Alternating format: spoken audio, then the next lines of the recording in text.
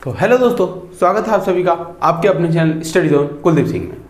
आज की वीडियो में हम इंग्लिश के चैप्टर 2 के बारे में बात कर रहे होंगे। चैप्टर 2 का इसका पार्ट 1 हम पहले कर चुके हैं, पार्ट 2 आज इसे हम कंप्लीट कर देंगे इस चैप्टर को।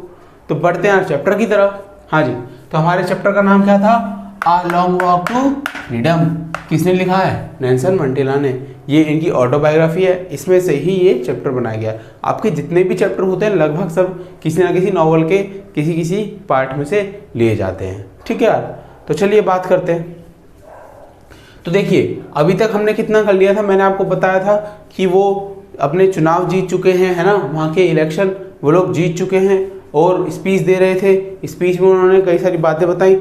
अब वो ऑब्जर्व करेंगे, है ना, वो अपनी चीज़ें याद करेंगे और जो जो सामने हो रहा है उस सब चीज़ों को ऑब्जर्व करेंगे। ठीक है यार, तो बढ़ते हैं यार। तो मैंने आपको कहाँ छोड़ा था? मैंने बताया था कि वो सोच रहे हैं कि भाई लोग अच्छे होते हैं, है ना, कोई भी इंसान बुरा नहीं होता, बुरा उसे बनाया जाता है, कोई बुरा पैदा नहीं होता, है ना। तो इससे आगे बढ़ते हैं। अब क्या हो रहा है? इसके बाद यहाँ पर नेशनल एंथम चलेगा, है ना। जैसे हमारे यहाँ नेशनल एंथम होता है, ऐसे इनकी कंट्री का भी कुछ नेशनल एंथम रहा होगा, वो हो रहा है। अब ये देख रहे हैं कि यहाँ पे दो हो रहे हैं। क्या हो रहे हैं? ब्लैक्स और वाइट के नेशनल एंथम हो रहे हैं। नेशनल एंथम ब्लैक्स के अलग और वाइट्स के अलग हो रहे हैं। ठीक है, जो व्हाइट वाला है नेशनल एंथम वो व्हाइट की डोमिनेंसी को दिखाता है और जो ब्लैक वाला है वो सबको इक्वल दिखाता है। तो ब्लैक्स को अभी तक व्हाइट्स ने परेशान कर रखा था, है ना, इन पर रूल कर रहे थे।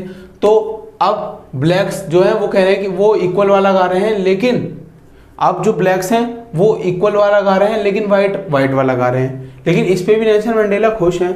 वो कह रहे हैं यार अभी इन्हें एक दूसरे की चीज़ समझ नहीं आ रही है, लेकिन धीरे धीरे करके समझ भी आने लगेंगी, लोग एक दूसरे के साथ रहना शुरू कर देंगे और इक्वलिटी धीरे धीरे आने लगेगी। जैसे हमारे देश में पहले कास्ट सिस्टम बहुत ज़्यादा था, अब कौन पूछता है ना।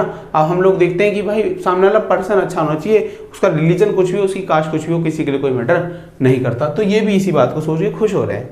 ठीक है यार, अब ये इनके दिमाग में बातें चल रही हैं अपनी। अब कैसी बात चलेंगी कि इन्होंने कहाँ से शुरू करा। आप कभी किसी पोजीशन में पहुंच जाए, मान लो आप बोर्ड की जो मेहनत कर रहे हैं अभी, इस बोर्ड की मेहनत के बाद आपको बहुत अच्छे मार्क्स आ जाएंगे ना, तब आप लोग सोचेंगे अरे मैंने इतनी मेहनत करी थी, मैं ऐसे पढ़ा करता था, मैंने भैया की वीडियो देख के टाइम टेबल बनाया था और मैं मोटिवेट हो जाता था, डीमोटिवेट हो जाता था। सारी बातें आपके दिमाग में आएंगी, आप अंदर से हंसा करेंगे। आप देखना इस चीज़ को, ये भी इस चीज़ को फील कर रहे हैं। ये कह रहे हैं कि अब ये स्टार्टिंग में जाते हैं तो ये बात करते हैं कि भाई एक इंसान के पास 2 ऑब्लिगेशंस होती हैं। मतलब कि 2 ऑब्लिगेशन का मतलब कि यार 2 तरह की जिम्मेदारी होती है इंसान के ऊपर जब हम लोग पैदा होते हैं। पहली क्या? पहले तो अपने परिवार को लेकर, दूसरा हमारी कंट्री को लेकर। देखो यार, हमारे खाने पीने का ख्याल हमारा परिवार रखता है, लेकिन परिवार भी खाना कहाँ से लाएगा? मान लो अगर कोई किसान उगाए नहीं तो आप खाना कहाँ से लाएंगे? अगर आर्मी आपको प्रोटेक्शन दे नहीं, आप कैसे जिएंगे, है ना। इलेक्ट्रिसिटी आपके घर में आ रही है, गवर्नमेंट सप्लाई ना करे तो कैसे जिएंगे? तो कंट्री भी आपको कंट्रीब्यूशन दे रही है, प्लस आपके घर वाले भी आपको कंट्रीब्यूशन दे रहे हैं। तो आपका क्या है? जो आपको दे रहा है आपको भी तो उसे कुछ ना कुछ अपनी तरफ से देना चाहिए, है ना। तो ऐसे ही इनकी भी है। ये कह रहे हैं कि भाई 2 एप्लीकेशंस होती हैं, एक घर को लेकर और एक कंट्री को लेकर। एक इंसान को दोनों फुलफिल करनी चाहिए, ये कह रहे हैं। लेकिन इसके साथ इन्होंने क्या सोचा कि यार ये इम्पॉसिबल था मेरे जैसे के लिए। मतलब अब आप कहेंगे यार इन्हें इतनी सारी फाइट करी फिर भी ये कह रहे इम्पॉसिबल था। मैं कह रहा हूँ कैसे इम्पॉसिबल था, ये समझिए ना, कि जैसे वो ब्लैक थे तो वाइट इन पर रूल कर रहे थे। कई जगह इन्हें नहीं जाने दिया जाता था, भाई किसी की मदद करने नहीं दिया जाएगा। इन्हें एक स्लेव बना के रखते थे, अपने यहाँ नौकर बना के रखते थे। तो अब नौकर को ज़्यादा चीज़ अलाउ नहीं है, नौकर अच्छा करना चाह रहा है तो भी उसकी कोई नहीं सुन रहा। तो ये दिक्कतें इन्हें फेस करनी पड़ती थी। तो ये यही कहना चाह रहे हैं कि अगर यही सब रहता चला आता तो मैं ऐसा कुछ भी नहीं कर पा रहा होता। अगर मैं अपने घर वालों के लिए कर रहा होता तो कंट्री के लिए तो बिल्कुल भी नहीं कर पाता। ये बात कह रहे हैं कि पहले उनका माइंडसेट क्या था कि उनका घर पहले और कंट्री बाद में। जैसे कि यार जनरल माइंडसेट लोगों का यही होता है, कोई बोले चाहे ना बोले, तो वो सोचते हैं कि पहले यार मेरे घर वालों को काम हो जाना चाहिए, फिर मैं कंट्री के बारे में सोचूंगा, है ना। आपके पास अगर 10 रुपए हैं तो आप सबसे पहले क्या सोचेंगे कि भाई पहले मैं अपने घर वालों को देख लूँ, फिर पड़ोसी के बारे में सोचूंगा, उसके बाद आगे मोहल्ले वगैरह, फिर कंट्री की बात आती है। तो ऐसा हो जाता है एक सिलसिला, है ना। तो यही ये कहना चाह रहे हैं जो जनरल बात है।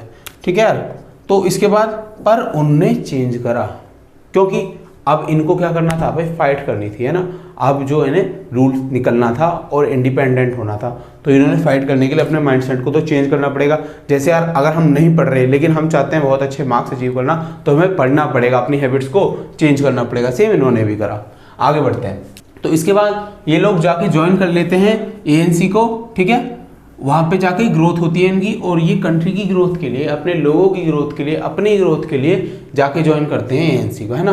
क्योंकि यार एक नेशनल कांग्रेस को इन्हें ज्वाइन किया, एक पार्टी को ज्वाइन किया। वो क्यों ज्वाइन किया? अगर एक पार्टी में काम करेंगे तो काफ़ी सारे लोग इनके साथ काम करेंगे, इन्हें 10 बात सीखने को मिलेंगी, इनसे लोगों को सीखने को मिलेंगी, और सबकी ग्रोथ होगी। और जब पूरे लोगों की ग्रोथ होती है यार, तभी हम कुछ अच्छा कर पाते हैं। एक अकेला बंदा कितना ही करेगा, है ना।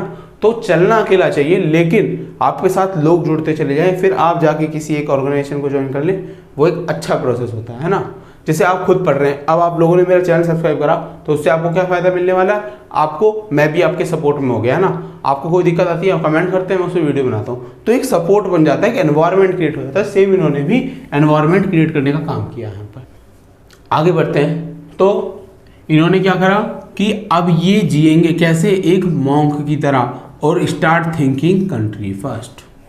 अब ये एक मॉन्क की तरह, एक साधु की तरह, है ना, एक फकीर की तरह अपनी ज़िंदगी जिएंगे कि अब इनके लिए इनकी कंट्री फर्स्ट है। आपने देखा है जो साधु होते हैं वो लोग क्या करते हैं कि भाई हर किसी को आशीर्वाद दे रहे हैं ना, और सब कुछ कर रहे हैं। और मॉन्क होते हैं, उनके लिए कंट्री है ना, कि उनका वो सब पहले है, बाकी उनकी फैमिली तो उनसे बहुत दूर रहती है, वो लोग मिलने भी नहीं जाते, कई लोग कभी नहीं जाते, ठीक है। ऐसे ही एक फौजी भी बेचारा जिंदगी जीता है साधु की, है ना, क्योंकि उनके लिए तो हमेशा उनकी कंट्री सुपीरियर होती है। वो बॉर्डर पर है तो उनकी कंट्री उनके लिए सुपीरियर है, वो अपने फैमिली के बारे में नहीं सोचते।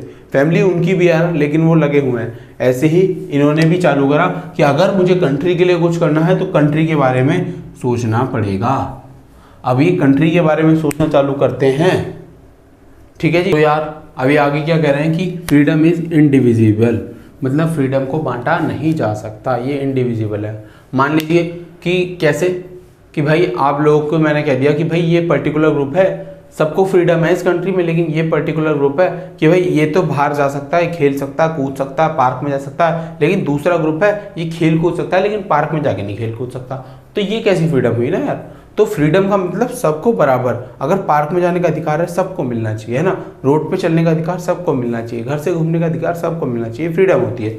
तो इन्होंने कहा कि ऐसे ही हम फ्रीडम को डिवाइड नहीं करेंगे, सबके लिए बराबर फ्रीडम सबको मिलेगी। देखो कुछ जगह रेस्ट्रिक्टेड होती है, वहाँ नहीं जा सकते तो कोई भी नहीं जा सकता, और जहाँ जा सकते हैं तो वहाँ सब जा सकते हैं, सब बराबर हैं एक कंट्री में, ठीक है। अगली बात इन्होंने कही कि oppress and observer are both are rob their humanity, मतलब कि जो लोग आपको डोमिनेट कर रहे हैं, है ना, और जो डोमिनेट हो रहे हैं, दोनों ही अपने अंदर की मानवता को ख़त्म कर देते हैं। मतलब कि देखो कोई बंदा किसी को परेशान कर रहा है, तो जिसे परेशान कर रहा है यार वो उसके बारे में अच्छा नहीं सोच रहा होगा, ना ही कुछ अच्छा करने की अब कोशिश करेगा, तो उसके अंदर की जो मानवता है वो ख़त्म हो गई। और अब ये जो कर रहा है, ये जो बंदा है, जो पर्टिकुलर पर्सन है जो परेशान कर रहा है, इसके अंदर तो पहले इंसानियत नहीं दिख रही। क्योंकि भाई एक इंसान को अगर आप स्लेव की तरह ट्रीट कर रहे हो, एक जानवर की तरह ट्रीट कर रहे हो, तो गलत है ना यार, है ना, वो नहीं करना चाहिए। तो दोनों अंदर की मानवता बिल्कुल ख़त्म हो जाती है। ये इन्होंने बात लास्ट में बोली और इससे ही चैप्टर ख़त्म हो जाता है। अब बात क्या आती है कि हम लोगों ने इस चैप्टर को पूरी अच्छी तरह समझा। अब इससे जितने भी इंपॉर्टेंट क्वेश्चन बनेंगे हम लोग सारे कर पा रहे होंगे। जैसे कि उनने अफ्रीकन नेशनल कांग्रेस कब ज्वाइन करी, है ना, कब सोचा कि भाई अब मुझे अपने देश के लिए सोचना चाहिए, कैसे उन लोगों ने तरक्की पाई, है ना, और कैसे कैसे नेशनल एंथम हो रहे थे, हर एक बात को आप लोग लिख पा रहे होंगे, ठीक है। अगर वीडियो पसंद आई हो वीडियो को लाइक करना, चैनल को कर देना सब्सक्राइब। मिलता हूँ आपसे अगली वीडियो में। वीडियो को लाइक करने के लिए, चैनल को सब्सक्राइब करने के लिए और भर भर के कमेंट करने के लिए आप लोग का बहुत बहुत धन्यवाद।